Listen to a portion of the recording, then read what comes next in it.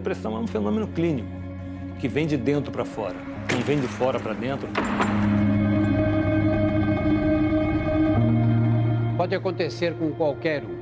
Não existe cura relâmpago e mexe com a família inteira. É assim com muitos problemas de saúde. Mas a sociedade não aprendeu a respeitar as doenças da mente como respeita as do corpo. Quer ver? Você diria para alguém com febre alta deixar de ser preguiçoso e sair da cama? As coisas que me deixavam cada vez mais para baixo era: você não vai levantar dessa cama? Olha, tem coisa para fazer em casa. Seus filhos precisam de você. Você pensaria que uma pessoa com a perna quebrada só não corre porque está faltando força de vontade? As pessoas não entendem muito a questão de você ficar triste sem motivo. E para um amigo que vomitasse sem parar e recusasse mais uma vez seu convite para sair, você diria: para de frescura, tanta gente com problema pior que o seu? Minha mãe, ela é a defensora número 1 que depressão é frescura. A minha mãe e meu irmão. Frescura é doença de gente rica. Eles não tinham a menor noção. É claro que ninguém fala por mal. É que a dor física é bem mais fácil de entender. Para acabar com o preconceito que ainda existe contra a depressão, só uma arma é realmente eficaz: a informação. Hoje minha mãe e meu irmão respeitam muito mais a depressão.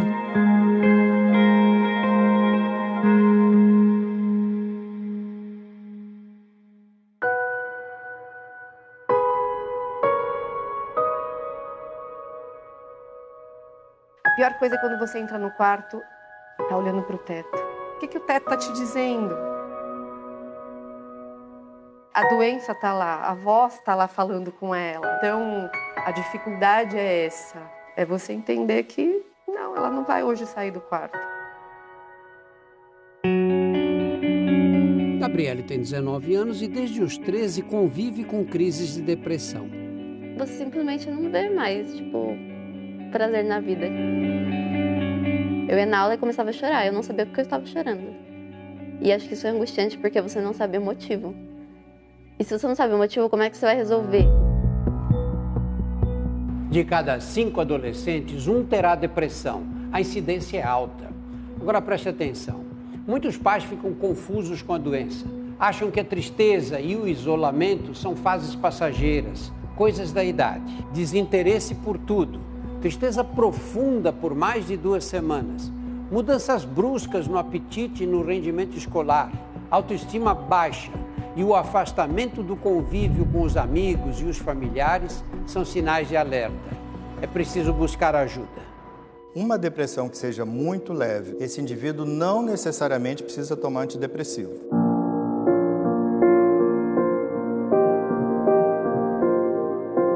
Infelizmente, esse não era o caso da Gabi. O comportamento, o isolamento, a dificuldade de sair da cama. Eu tinha uns 15, 16 anos quando eu tive os primeiros sintomas. E eu ficava muito presa no quarto, muito sozinha no quarto. Poucos anos depois, com a dificuldade de se firmar na carreira, a depressão também chegou forte para Paula Fernandes. Primeiro, ela tinha desistido de cantar e tinha guardado o violão. Ela não tinha vontade de fazer nada, nem de comer, nem de sair, nem de nada. Muito duro para a mãe ver uma filha nesse estado. Agora, imagine quando é a mãe que está doente e ela tem uma bebê recém-nascida para cuidar. E as pessoas falavam: mas sua filha, ela precisa de você. Eu tinha certeza que ela não precisava de mim. Que qualquer pessoa ia ser mãe melhor para ela do que eu era. No Brasil, de cada 4 mães, uma é vítima de depressão pós-parto. A pequena Estela já tinha 4 meses quando o Vitor percebeu a gravidade do sofrimento da esposa. Encontrei ela deitada no chão do quarto da Estela, chorando bastante.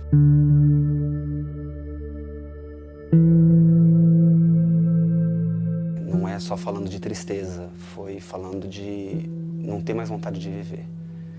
E isso é difícil você ouvir. Bom, dá até uma respirada porque não é fácil. Eu tenho que trabalhar, estou ali atendendo, mas automaticamente minha cabeça está em casa, como que está lá. Meia palmito e meia 4 berinjela. Ok, fica à vontade. Tem hora que você se perde um pouquinho, leva até a bronca do chefe de vez em quando.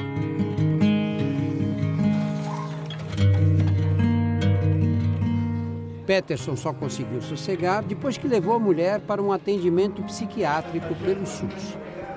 Bom dia, doutor. Tudo bem? Vanessa foi encaminhada a um CAPS, um centro de assistência psicossocial, e foi imediatamente afastada do trabalho. Eu não tinha condições nenhuma de enfrentar meu dia a dia mais. Existem hoje 2.592 CAPs no Brasil. E pelo menos 14 milhões de brasileiros com transtorno mental precisando de atendimento. A conta não fecha. Tem determinadas medicações que são realmente difíceis, que a gente tem até que comprar. Psiquiatra eu não consigo marcar com facilidade. Aí eu passo de 3 em 3 meses por falta de profissionais. No caso da Vanessa, falta psicólogo. É uma coisa que deixa a desejar, né? Porque a psicologia ela tem um peso muito grande para a gente se curar da depressão. Nós temos um problema que aconteceu no município, que foi a exoneração de 3 profissionais e a aposentadoria de 1. São 4 profissionais a menos para atender essa demanda. Então aumentou muito. O tempo de espera está variando entre 3 ou 4 meses. Procurado pelo Fantástico, o Ministério da Saúde informou por nota que cabe aos municípios e estados decidir quais serviços serão oferecidos com a verba recebida do governo federal. E que no começo do ano que vem está previsto um censo nacional para avaliar a qualidade de toda a rede de atendimento psicossocial.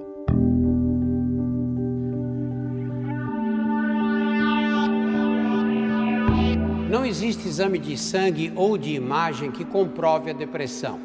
O diagnóstico é clínico. Se a doença se mostrar leve, geralmente a psicoterapia dá conta do recado. Mas com os casos moderados ou graves não se brinca. Para eles foram criados os antidepressivos. Nós temos 20 a 30 compostos diferentes, então hoje dá para individualizar um tratamento de acordo com as características do paciente. A missão da maior parte desses medicamentos é melhorar a comunicação entre os neurônios, as células do cérebro, para que volte a existir uma quantidade adequada de substâncias químicas que geram bem-estar, como a dopamina, a serotonina e a noradrenalina. Os antidepressivos prolongam a ação dessas substâncias na sinapse, que é justamente o espaço por onde os impulsos nervosos são transmitidos de um neurônio para outro.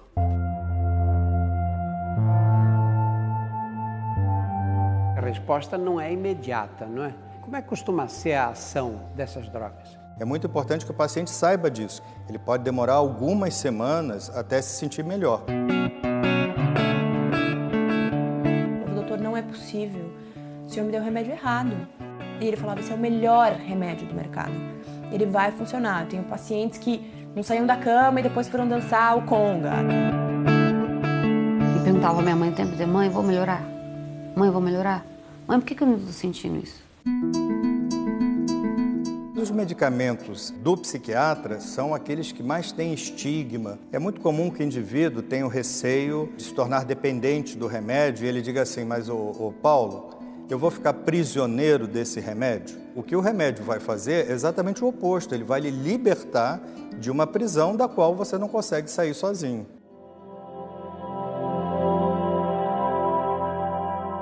No começo são só dias ruins. Aí depois você tem um dia bom, alguns dias ruins. 2 dias bons, alguns dias ruins. Isso é real mesmo, isso acontece. E aí quando você percebe, você teve 4 dias bons e um dia ruim. E aí de repente eu olhava, eu acordei um dia e arrumei a cama. Tem muita gente que começa a tomar o antidepressivo, em poucas semanas já se sente melhor e aí faz o quê? Larga a medicação por conta própria. É um erro, atrapalha a recuperação e leva a crises mais graves de depressão. Não faça isso. Existe um protocolo para você tratar a depressão. Normalmente você não trata isso menos de 6 meses. Para Paula Fernandes, foram 3 anos de terapia e medicamentos até que um belo dia veio o pedido. Sou pássaro de fogo. Mãe, eu quero voltar a cantar. Você me ajuda?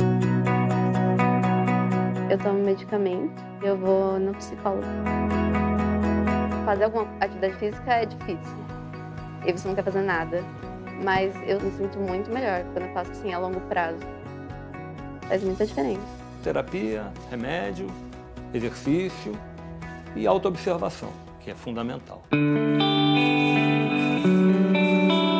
Sérgio tem depressão crônica há mais de 20 anos. O tratamento nesses casos é para a vida toda, como no diabetes e na pressão alta. É muito importante você começar a compreender que toda crise tem um princípio. Com o tempo, eu fui percebendo que um dos fatores que era detonador de crises eram as tentativas de relacionamento a 2. Relacionamento não é para mim.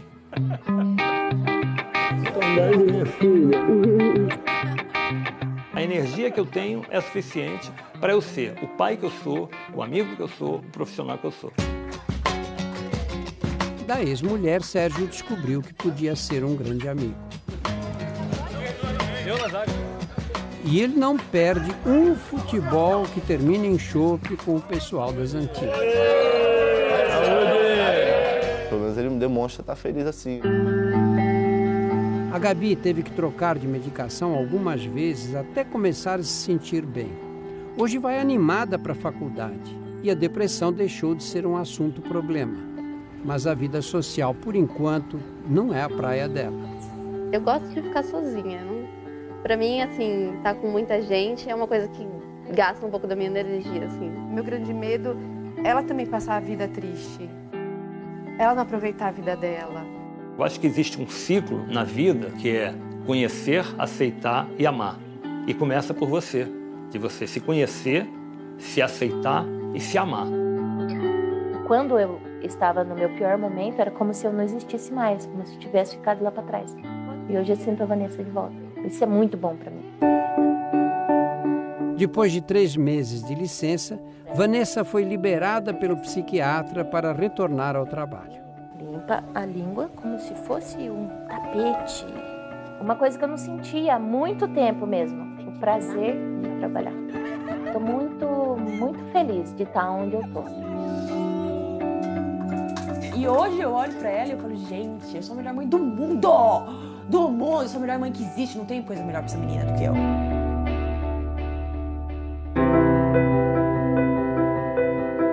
Domingo que vem vamos mostrar que depressão que não melhora pode esconder um transtorno muito mais comum do que se imagina. A maior parte dos pacientes com transtorno bipolar iniciam a sua doença com depressão. E você vai saber o que fazer para evitar que uma pessoa em crise cometa um ato extremo. Ainda bem que eu tenho força para estar aqui, sabe?